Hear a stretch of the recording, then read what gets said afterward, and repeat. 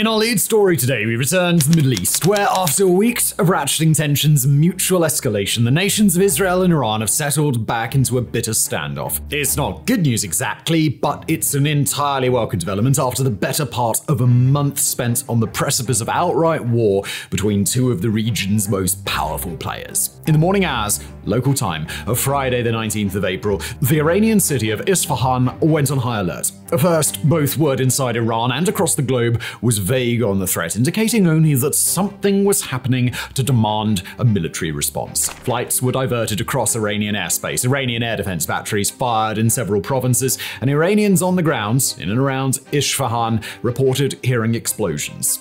As the world waited for more information, it wasn't clear just what the next few hours would bring. Perhaps, when the dust settled, the incident would turn out to be just a minor strike. Or perhaps the city of Isfahan itself would be leveled. In the short few days preceding the incident in Isfahan, it seemed as if either extreme might be possible, or anything in between.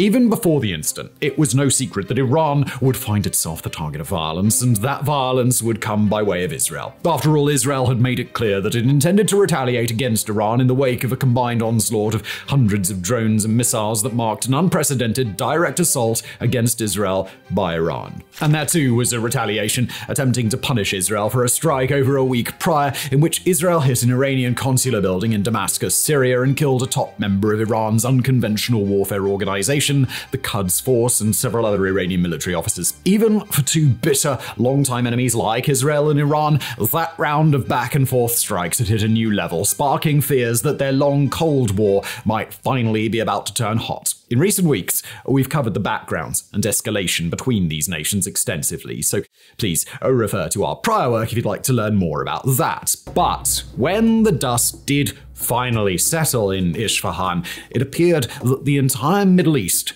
had caught a lucky break. The exact nature of Israel's strike is somewhat in dispute. According to reports from Israel's allies, it involved the use of several missiles, potentially Blue Arrow surface-to-air munitions. Those missiles were fired from warplanes that flew over Iraqi airspace, but not Iranian, and destroyed multiple Syrian air defense systems en route to conduct the strike. Iran has claimed that Israel used only what Iran referred to as mini-drones, generally taken to mean the sort of quadcopters you might find on a retailer's shelves. Unidentified Israeli defense sources have since confirmed that quadcopters were indeed utilized in the strike in order to confuse Iranian air defenses like Iran did to Israel's defenses by sending their own slow-flying Shahed drones. What was not in dispute was that the strike was clearly intended to be a minor one. While it came nowhere near to matching the scale of Iran's previous attack on Israel, it matched the intent and it matched the results. Iran had attacked military installations in Israel and scored minor hits, and Israel attacked military installations in Iran and scored minor hits. Israel could claim victory, seeing as they'd broadly had similar levels of success but used far fewer weapons to do it, and they struck a location near enough to a uranium conversion facility and an important nuclear technology center that their message was received loud and clear. We didn't disrupt your nuclear program, but we can anytime we want to. Iran, though, could also claim victory, telling its people of how Israel was too weak or hesitant to step up to Iran like Iran had done with impunity to Israel. Both sides were given an off-ramp to draw down tensions, and at the time of writing, that seems to be exactly what's happened. Prior to the Israeli response, Iran had vowed to the high heavens that any response from Israel, even a small one, would elicit an overwhelming response. Said Iran's foreign minister just hours before the Israeli attack arrived, quoting, "The next response from us will be immediate and at a maximum level." Yet in the wake of the strike, after assessing its minimal damage, Iran has backed down from that promise. When discussing the explosions in and around Isfahan, they were framed as the successful use of Iranian air defenses to shoot down a small number of drones. When asked who the drones came from, Iran didn't implicate Israel, but instead unnamed infiltrators. Said one senior Iranian official speaking to Reuters after the attack, quoting again, "The foreign source of the incident has not been confirmed. We have not received an external attack, and the discussion leans more towards infiltration than attack." Nor did Israel challenge that narrative from Iran. As of now, Israel has not acknowledged the incident and has held off from claiming responsibility, while its primary ally, the United States, has stayed mum on the matter as well. Said Ephraim Halevi, former director of Israel's Mossad intelligence agency, while speaking to CBS News, quoting, "It is no way proportionate to the attack we had to deal with a couple of days ago, but it is enough to send the message to the leadership in Iran." After such a violent explosion of tensions in the preceding days, the mutual drawdown was a masterclass in realpolitik, a calculated, pragmatic resolution in which both sides were able to send clear, concise signals about their intentions and have those signals read accurately by their adversaries. In the aftermath of the attack, Israel has pivoted back toward its ongoing counterinsurgency operations against the Hamas organization in Gaza, ramping up toward a likely invasion of the city of Rafah while dealing with the Hezbollah organization in the south of Lebanon. Iran has pivoted back toward its ongoing internal crackdowns and will likely resume its posture in support of Hamas, Hezbollah, and a range of other state and non-state actors across the Middle East. But rather than focus on the immediate aftermath of Israel's strike, we'd like to focus on Israel in the lead-up, both ahead of this most recent strike and in the aftermath of the strike against Iran's Damascus consulate that set this whole thing off. First, the lead up to the 19th of April strike, a difficult process in which Israel was reportedly talked down from launching a much larger strike in the aftermath of Iran's combined missile and drone assaults. Israel's apparent desire for retribution was not a secret in the days after the Iranian strike, despite pleas for restraints from a variety of global nations. Israel's apparent desire for retribution was no secret in the days after the Iranian strike. Despite pleas for restraint from a range of global nations, Israel had been unwilling to make any clarification on what it intended to do. To the rest of the world, a similarly large strike into Iran, or an even bigger one, seemed all but sure to spark a large-scale conflict. In fact, even Iran had made their stance on the matter clear, sending clear diplomatic signals that while it was up to Israel to decide whether this cycle of escalation would continue further, Iran would react to any large-scale strike with an escalatory response. From there, the Middle East would be catapulted toward war. Now that Israel's final decision has played itself out and the region has averted war for the time being, more details have emerged on just how close to the brink Israel ultimately came. According to the New York Times, reporting on testimony by several senior Israeli officials, Israel's initial inclination was to launch a much larger campaign of counterstrikes. Those would have included strikes deliberately chosen for their proximity to the Iranian capital of Tehran, possibly involving a full bombardment rather than a few precision strikes. That attack would have sent Israeli warplanes streaking through Iranian skies in force, contending with air defense systems and perhaps even drawing Iranian F-14s and MiG-29s into a direct confrontation with Israel's own advanced fighter aircraft.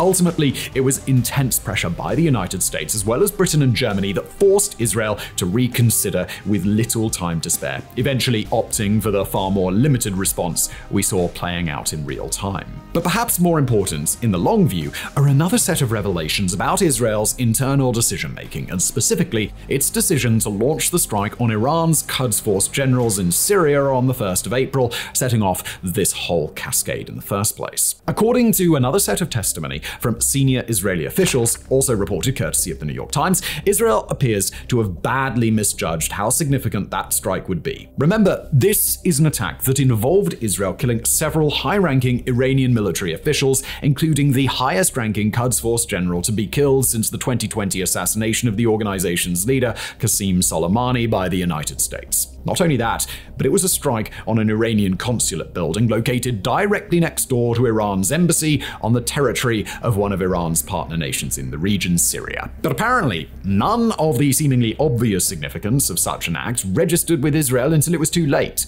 Per the same article, Israel had been planning the strike for about 2 months on reports that the Quds Force general they were targeting, a man named Mohammad Reza Sohaidi, would be at the specified location at that time. Israel's war cabinet approved the operation a week before it happened, agreeing that while Iran might respond, those responses were unlikely to be anything worse than a couple of small-scale attacks by Iran's proxy forces, like Hamas and Hezbollah, and maybe a small-scale attack by Iran. In fact, so confident was Israel in that assessment that it didn't inform the United States until just minutes before the airstrike happened, and when it did, it was in a conversation with relatively low-level aides, suggesting that Israel had very little comprehension that even the US might perceive their planned strike in a different light. According to US officials, all those aides could do was to alert their higher-ups of the imminent attack, which privately set many American policymakers seething despite their public support for Israel. In the days after the strike, when Israel was finally in the process of realizing that Iran might be more than a bit pissed off, the nation's intelligence services began to draw up their plans to defend against an Iranian retaliation and respond in kind. Early estimates suggested that Iran would use a drone swarm, followed by a cascade of about 10 ballistic missiles. Then those estimates were revised upward and upward again until they finally hit the high watermark, roughly 60 ballistic missiles. Even that would turn out to be a dramatic underestimation. Iran would eventually launch 170 drones, over 30 faster cruise missiles, and over 120 ballistic missiles, which were intended to inflict the bulk of the damage when they hit. Luckily for Israel, the nation and its partners in the US, Britain, and France were able to leverage their air defense assets to stop the bulk of the attack, aided by relatively strange bedfellows in both Jordan shooting down drones and missiles, and Saudi Arabia providing intelligence. According to some sources, Israel had initially intended to launch a counterattack that same night, a move that Israel may have perceived as a way to end the exchange decisively. In reality, such a move could very well have signaled to Iran that the two nations were now at war, and the last 2 weeks could have gone down very differently as a result. On the night of Iran's attack, Israeli Prime Minister Benjamin Netanyahu was apparently talked down from the idea of an immediate counterstrike by American President Joe Biden, leaving the door open for the drawdown that ultimately took place. If foreign officials had gotten their way, Israel wouldn't have launched a counterattack at all, but the strike that ultimately did take place bore a much stronger resemblance to the ideal for Israel's allies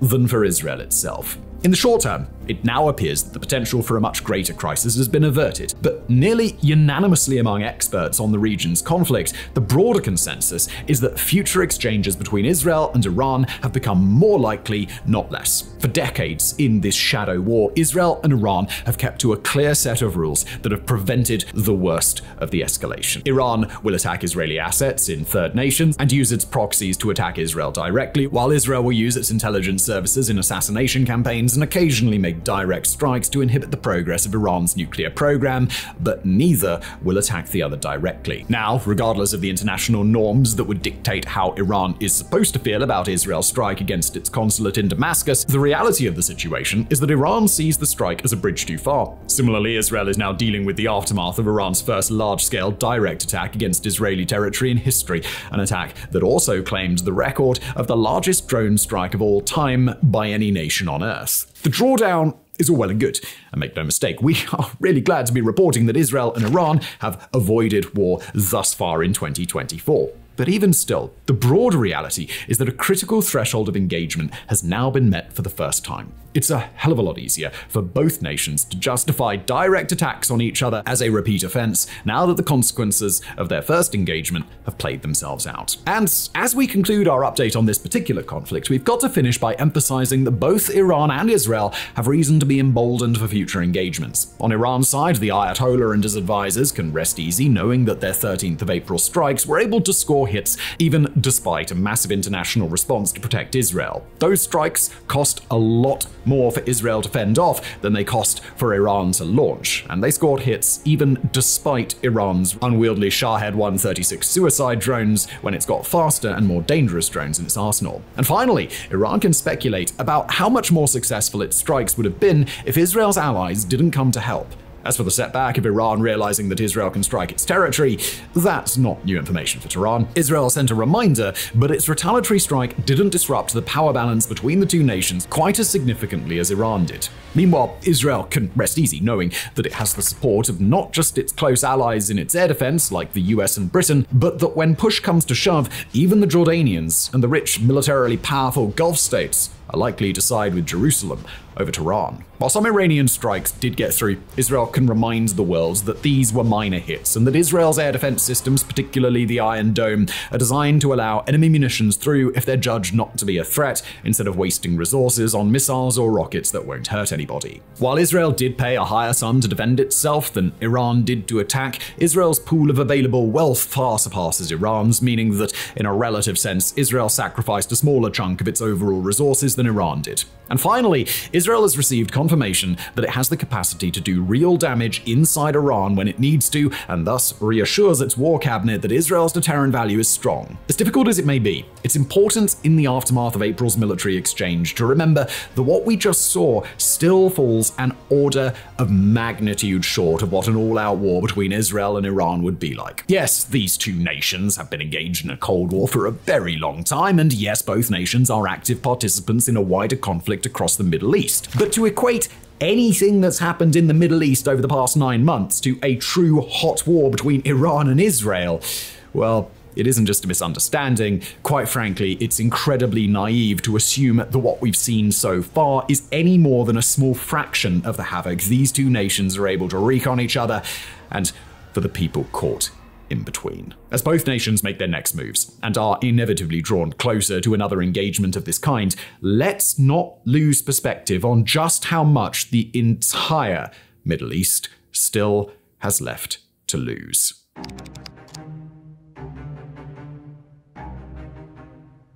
And in our next story today, we move over to Haiti. Even in a world that seems like it's drowning in crises, there are few that can hold a candle to the one currently gripping Haiti. Since the assassination of President Jovenel Moise in 2021, the Caribbean country has been in freefall. Every week seems to bring fresh disasters, murders, kidnappings, lootings, mass prison breaks. In the capital, Port-au-Prince, things have gotten so bad that the city is routinely being referred to as an open-air prison. It's into this nightmare that the Transitional Presidential Council stepped this week, a 9-member panel chosen to reflect as much of Haiti's political and civic life as possible. The council officially took power on Thursday after acting Prime Minister Ariel Henry resigned. And we say acting, not just because Henry had already agreed to step down, but because his authority crumbled very long ago.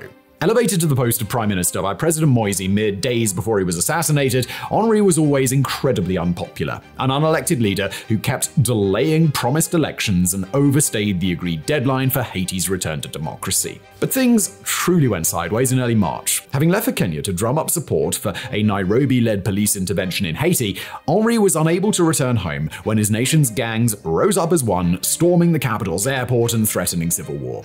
Trapped in Puerto Rico, Henry had to resign on March the 11th, although it would only become official this Thursday gone.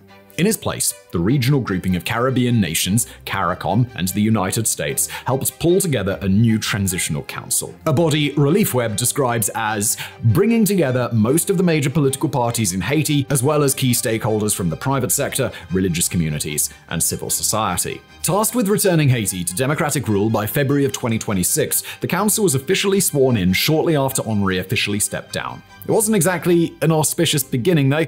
Initially, the plan had been for the ceremony to take place in the National Palace on Wednesday, but the date and location had to be changed after leader of the powerful gang alliance, Viv Ansem, a guy who goes by the name of Barbecue, issued a veiled threat against the members. In any event, the Thursday ceremony seemed to pass without any major incidents. But while that means Haiti finally has a new government, no one should relax just yet. After all, the Transitional Council have got their work cut out for them. The nation the 7 voting and 2 non-voting members have inherited from Henry isn't just in a state of collapse, since that would seem to imply it's a process. Rather, it's one that has already fractured, broken, and plunged into the abyss. A country in which even the most basic functions of the state have ceased and rule of law has given way to the law of the jungle. The epicenter of all of this is Port-au-Prince, a city that's at least 80% under the control of Haiti's armed groups. It's also a city under siege. The main seaport and airport are inaccessible to all but the most hardened militaries. So much violence and banditry takes place on the surrounding roads that attempting to leave is a surefire way to get yourself killed. Not that remaining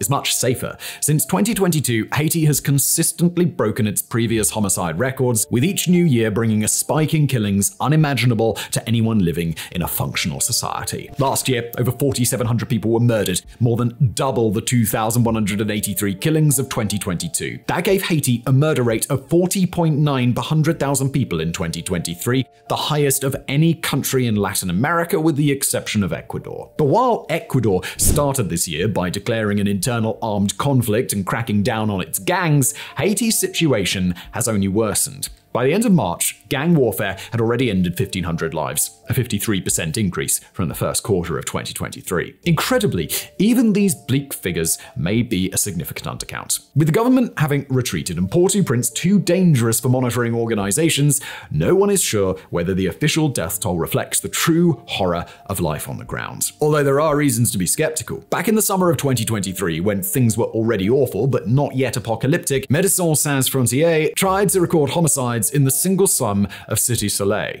Their estimates showed that about 2,300 violent deaths had occurred there. As their report notes, Cité Soleil accounts for just 9% of Port-au-Prince's population. Therefore, MSF concludes that the official homicide figures appear to be substantial underestimates. Referring to previous reports accusing the Haitian government of undercounting homicides, the charity suggested that the murder rate could have been underreported by up to 70% last year.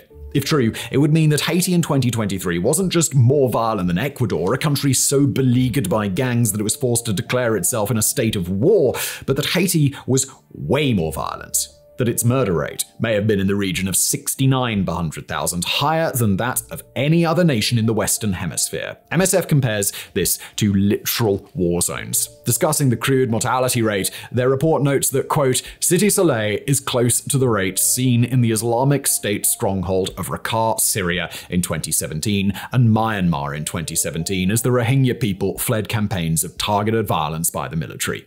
Of course, looking at figures like this, as shocking as they are, can only get you so far. To really get a taste of what life has become for ordinary residents of Port-au-Prince, we instead need to turn to eyewitness reports. Here, the true extent of the nation's collapse becomes evident, not just in the tales of murder and kidnapping, although there are plenty of those, but in the stories of sheer dysfunction, of ordinary things made near impossible by the breakdown in law and order. On a recent reporting trip, AP News painted a bleak picture of a capital city where all the schools have been shut to stop students being kidnapped and gas stations are closed due to a lack of fuel.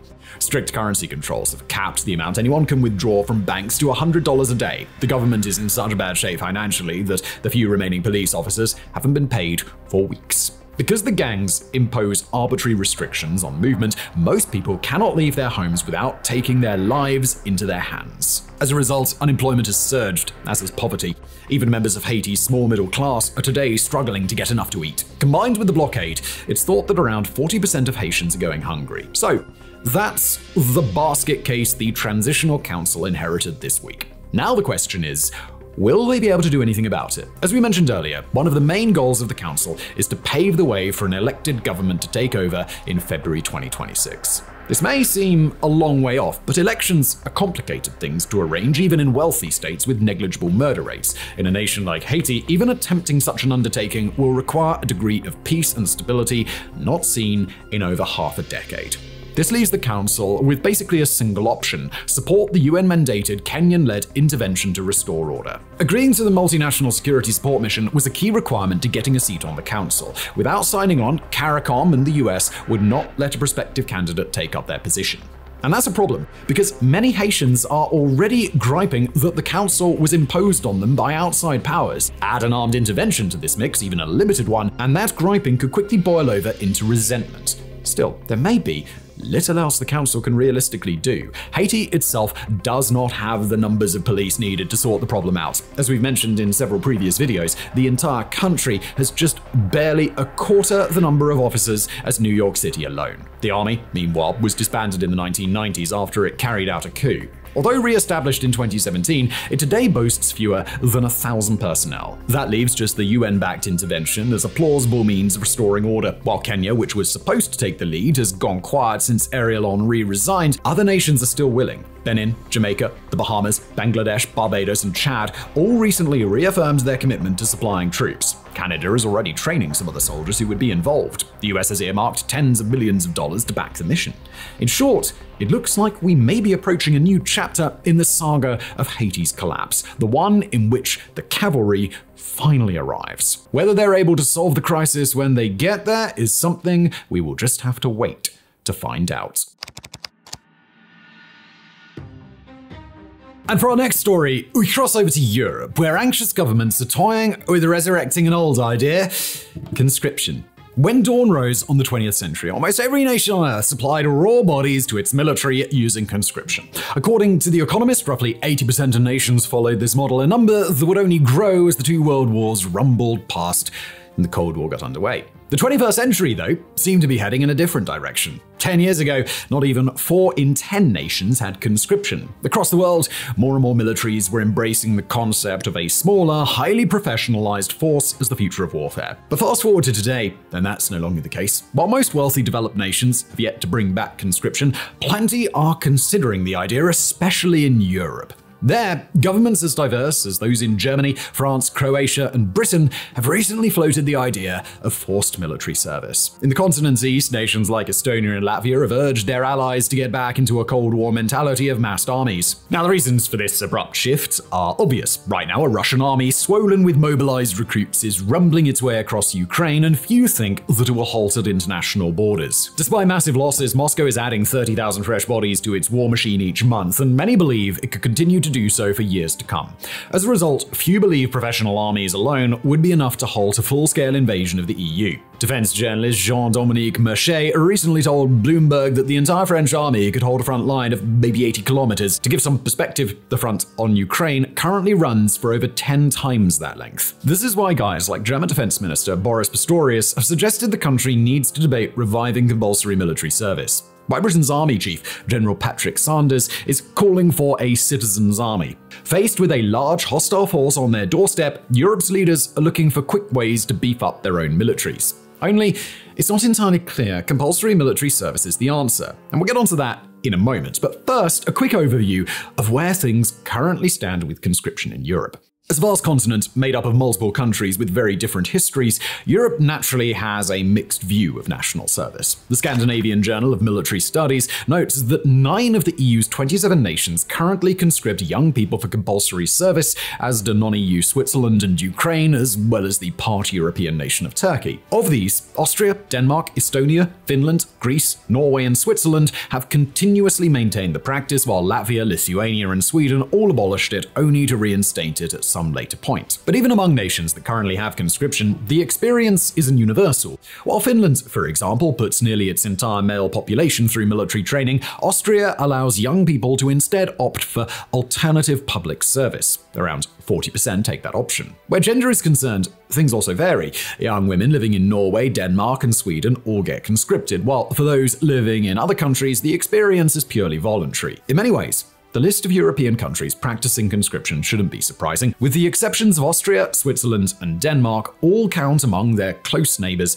and aggressive power, mostly Russia, but Turkey in the case of Greece and vice versa. That's broadly in line with other rich developed nations that still maintain compulsory military service, such as Israel, South Korea, and Taiwan. It's also why so many halted the practice following the end of the Cold War. Not so long ago, France, Germany, Spain, Portugal, Czech Republic, and the Netherlands, among others, all had forms of conscription or national service. Technically, the Netherlands still do, only with the weird caveat that punishments for not reporting for duty were dropped in 1997, making it effectively voluntary. The rest scrapped the idea between the mid-90s and 2011, a move many are now regretting. The main source of that regret? A lack of new recruits to keep Europe's all-volunteer professional forces ticking over. Despite ambitious plans in Berlin to raise troop numbers by 21,000, taking the Bundeswehr to 203,000 active personnel, Germany's military is actually losing troops year on year. A similar French plan to boost the armed forces to 275,000 is being hobbled by missed targets, while the British military is failing to recruit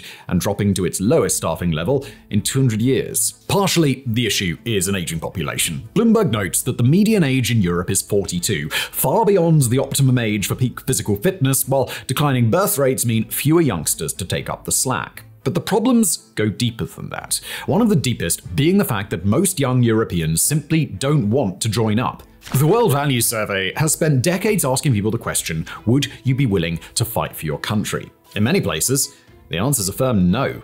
Among young Dutch aged 16 to 29, only a little over a third said they would fight for their homeland. In Spain, the number was even lower, while in Germany, it was still only 43.5%. By contrast, over 73% of young Taiwanese said they'd be willing to serve if needed. To be fair to Europe, the numbers are dismal elsewhere. Only 39.6% of young Americans would be willing to serve, and fewer Canadians still. And we should point out, this was only an issue in parts of Europe. Vast majorities in Poland, Sweden, Finland, and Norway were ready to fight. Still, the results reveal a worrying truth. The richer and more developed a nation is, on average, the less willing young people are to die defending it. Quoting the German political scientist Herfried Münkler, the economist opines that there may be a particular problem in the West where today the highest value is the preservation of human life and personal well-being. That's a worrying thought when you consider over 88% of young Chinese say they'll be willing to fight for their country. Likewise, top-down societies like Jordan and Ethiopia also record a high percentage of yes responses. For hope then, is that conscription might change the hearts and minds of some of Europe's young people. After all, military service can do more than just inflate an army. If done well, it can forge strong societal bonds between social classes that would normally never interact. There's a reason that Finns almost universally approve of their nation's conscription model, and it's not just due to proximity to Russia, although that certainly plays a part. Yet, for all the success the Scandinavian countries have had with compulsory military service, there are signs it might not be replicable elsewhere. The Scandinavian nations are small countries with deep-rooted traditions of self-defense, and an existential threat named Russia sat right on their doorstep. In countries like France, Germany, and Britain, both those factors are lacking. If young people as a whole don't feel there's a good reason for the government forcing conscription on them, then you're liable to see a whole lot of draft dodging and simmering resentment. Nor will the military necessarily be happy. War on the Rocks points out that those advocating for a return to conscription often, quote, fail to account for the increased costs, logistic, and personnel requirements to process and train such a force. These factors may explain why talk of compulsory military service is just that for now, talk. No one wants to jump the gun and winds up facing an almighty backlash, hence why the British government was quick to follow up General Sanders' call for a citizen army by summoning him for a widely reported dressing down.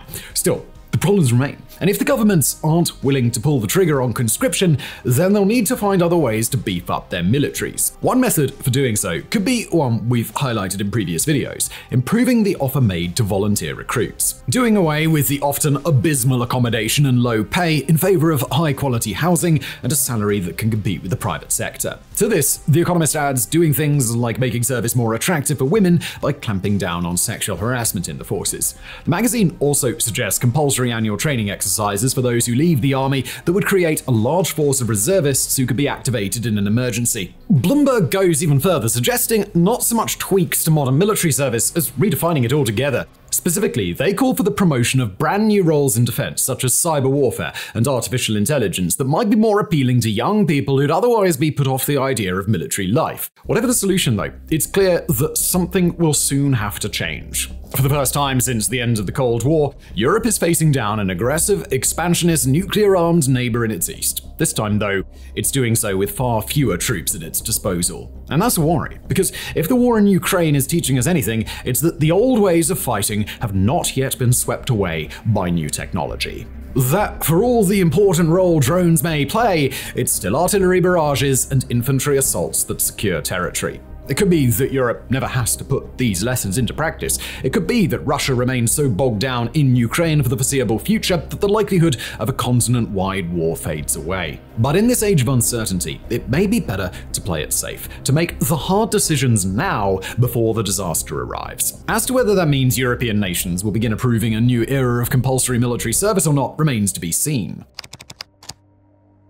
And next up today, we circle back to Myanmar, where the nation's years-long civil conflicts and its several months-long cascading rebel victories have led to increased attention from news organizations around the world. As momentum in the civil war continues to swing toward the resistance, a person who spent years forcibly removed from the country's conflict has made a return to global headlines, and not for a good reason. Those who already know the story of Aung San Suu Kyi know that her role in Myanmar's recent history has been as complex as it was pivotal. Daughter of a central hero of the Burmese independence movement, Suu Kyi lived much of her life away from her home nation, but returned to become a pro-democracy icon in the late 1980s. From 1989 to 2010, Suu Kyi would spend a cumulative near 15 years behind bars, becoming a Nelson Mandela-like figure in Myanmar's slow march toward democracy. Then, as now, Myanmar was ruled by a powerful military junta, but Suu Kyi would successfully lead the nation's peaceful resistance movement, and eventually she was elected to the presidency by a landslide vote in 2015. Prohibited from actually acting as president because her children are foreign nationals, she instead led the nation for years as state councillor, while her close aide and deputy official served as presidents. During those years, her internal reputation would sour as Myanmar's army enacted a genocidal campaign against the country's mostly Muslim Rohingya minority. Suu Kyi retained immense popularity among her majority Buddhist population, but her endorsement of the military's actions during a hearing in The Hague made her a global pariah. In 2021, Suu Kyi was deposed in a military coup, one that installed the same military junta that controls the nation today. Since then, she's been held in prison despite her enduring popularity in Myanmar, and as the country's many rebel factions have coalesced into an organized resistance and now a patchwork army, she's regained her status as a spiritual center for Myanmar's democratic elements. The National Unity Government, which claims to represent a broad coalition among Myanmar's rebel groups, still considers Suu Kyi to be state councillor. While she's been unable to participate in the discourse around Myanmar's upheaval, she now occupies a slightly different but equally important place within Myanmar's democratic ethos. Now she's one part Nelson Mandela, as she was before, but she's also become one part Alexei Navalny, the imprisoned Russian opposition leader who died under suspicious circumstances at an Arctic penal colony earlier this year. Like Navalny, among the Russian opposition, Suu Kyi is the sole individual that Myanmar's array of opposition groups can broadly get behind, making her an exceptionally important bargaining chip now that she's under the control of Myanmar's equivalent of Vladimir Putin, Min Aung Hlaing. So, when news broke last week that Suu Kyi had been moved from prison to an unspecified location, concern immediately ran high across international observers that Myanmar's junta may intend to use her more actively to compensate for the junta's long string of military defeats in the countryside. Shortly after news broke that she'd been moved, the junta clarified that Suu Kyi had been moved to house arrest. As for why, the junta expressed that an ongoing heatwave around the prison made it imperative to move Suu Kyi in order to prevent heat stroke. According to the junta, other elderly prisoners were moved as well, including 72-year-old Win Myint, the close ally of Suu Kyi, who had chosen to serve as president in her stead. Suu Kyi and Win Myint's whereabouts are currently unknown. While Suu Kyi's house arrest would logically take place at her lakeside villa in Yangon, the junta has been working to sell or auction off the property for months now. Instead, according to a spokesman for Suu Kyi's political party, the ex-leader was taken away in a secure convoy of vehicles, leaving her belongings behind. Adding to concerns over Suu Kyi's whereabouts, the rumors that she's been in poor health for months. According to her son, she's been dealing with a severe gum disease while in custody, to the point that eating was very difficult for her in September of last year, thus implying that if her condition is degenerative, the situation may only get worse. She's also dealt with low blood pressure symptoms, including dizziness and loss of appetite. Win Myint has been having a hard time as well. Last June, he was fitted with a catheter and treated for an unspecified illness. Both of them have been denied necessary medical treatment, as well as visits from family. The Suu Kyi's son told The Guardian in 2023, quoting, "Nobody outside the prison has seen her for a long time. Now being unable to eat puts her life at risk. Given how many people lose their lives in prison in Burma, this is of grave concern." The National Unity Government has called for her release and insisted that if any harm comes to her or Win Myint, the junta will be held responsible after a change of power across the nation. But as of now, those warnings appear to have gone ignored. At the time of writing, there have been no further updates on Suu Kyi's status or her whereabouts within Myanmar's murky penal system. As for why the junta would move Suu Kyi and why now, most international experts center around the likelihood that Suu Kyi would be used as leverage for Myanmar's junta at a time when the junta's power is rapidly deteriorating. As of now, the junta has been pushed back to Myanmar's biggest cities and military bases, as well as a series of regional command centers in the countryside, while innumerable smaller outposts have been captured by the rebels as junta troops flee or surrender en masse. On the one hand, it's unlikely that the rebels would be able to boot the junta out of their strongest defensive positions, at least not yet. But on the other hand, the junta is well aware that it's hemorrhaging both territory and international support. If Suu Kyi is lucky, the junta may intend to use her as a bargaining chip while negotiating for a peaceful end to the civil war, perhaps parlaying her freedom or even a promise of democratic elections into legal amnesty, political protections, or continued territorial control for the military. If she's unlucky, she may be intended for use as a human shield to deter or punish any resistance attempts to attack the junta's strongholds. And unfortunately, we've got to acknowledge a third possibility, that she may already be dead, either executed by the junta to serve some broader purpose or left susceptible to a medical emergency by the strain of a forcible relocation. Elsewhere in Myanmar, both the junta and the rebels have notched victories over the course of the past week. In the town of Mawari, a strategically critical location that allows trade with neighboring Thailand, a recent victory by the ethnic Karen National Union rebel movement has been undone. There, another local militia, the Border Guard Force, had briefly allied with the Karen rebels to take the city, but have since switched back to their original allegiance alongside the junta. Betrayed and cut off, the Karen have since been pushed from Mawari, losing a massive prize for their resistance. at least for the time being. Elsewhere in Myanmar, other rebel factions have continued their crash across the landscape, rooting out the few remaining military units who haven't yet retreated to safer ground. In the long view, it's the rebels who still retain the initiative, and the junta that's fighting for survival. But as the war progresses to targets like Mawari that the junta is loath to lose, it's increasingly likely that the rebels will start encountering fiercer pushback against soldiers they once routed from small outposts with ease. Where precisely Suu Kyi figures into the civil war's endgame, we won't know until the junta plays its hand, but all signs on the battlefield suggest that the endgame will arrive sooner rather than later. And in our final story today, we turn to the South China Sea, where a weeks-long series of joint naval exercises between the Philippines and the United States are now underway. Those naval exercises come at a time when tensions between China and the Philippines are at an all-time high after months of provocations as China attempts to assert dominion across the whole of the sea. The exercises are called the Balakatan, a Tagalog name translating to shoulder to shoulder. Slated to run through the 10th of May, the Balakatan are an annual exercise, but this year they're the second biggest in their 33-year history and the first ever to see the exercises held outside the Philippines as internationally recognized territorial waters, a 12 nautical mile perimeter around the archipelago nation. Over 16,000 American and Filipino personnel will take part in the exercise, alongside small observer detachments sent by the militaries of Japan, India, Australia, France, and 10 other nations. On the agenda are a series of simulation exercises in which the participating troops will retake enemy-occupied islands near Taiwan. Among their number will be the Philippine Coast Guard, who've been increasingly involved in clashes and non-lethal skirmishes with both China's official military vessels and ships belonging to China's vast maritime militia. Between the exercises taking place in international waters, the sheer scale and size, and the involvement of large numbers of US troops alongside the Philippine Coast Guard, the drills are quite clearly designed as a shot across the bow directed at China, and boy, have they ever been received as one. Since the exercises were first announced, China has made no secret of its position to them, condemning the Philippines for inviting other nations to conduct shows of force in the South China Sea and promising that the drills would ultimately contribute to insecurity and tension in the region. On Monday, the 22nd of April, the drills began. As the drills began, the vice chairman of China's Central Military Commission, the organization that runs China's armed forces, stated, "Reality has shown that those who make deliberate provocations, stoke tensions, or support one side against another for selfish gains will ultimately only hurt themselves. Carrying out maritime containment, encirclement, and island blockades will only plunge the world into a vortex of division and turbulence." In response, the Philippines have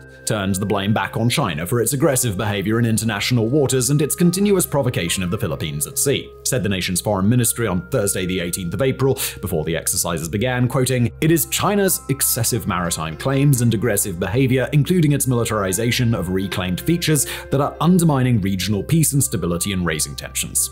While neither this series of joint drills nor the public relations tit-for-tat between China and the Philippines are likely to affect much immediate change in the region, they're both symptomatic of a broader issue. Although tensions between China and the Philippines have ebbed and flowed over the past few years, they're currently angling toward an all-time high. In the last few months, ships with allegiances to both nations have collided with each other multiple times in incidents for which each nation invariably blames the other. China has continued to harass the Philippines as resupply ships attempt to serve a small military outpost at the Second Thomas Shoal, where the Philippines keeps troops, but both nations have established military claims, and to be clear, China also interprets the presence of those Philippine troops to be a form of harassment on its own. China has attacked the Philippine Coast Guard with military-grade lasers and water cannons, while the Philippines have obviously responded by conducting military drills in a way sure to piss China off. Both countries have taken the increased attention from the drills in order to start diplomatic tours. China's highest-ranking diplomat will stop by Indonesia, Cambodia, Papua New Guinea to shore up support in the next few days,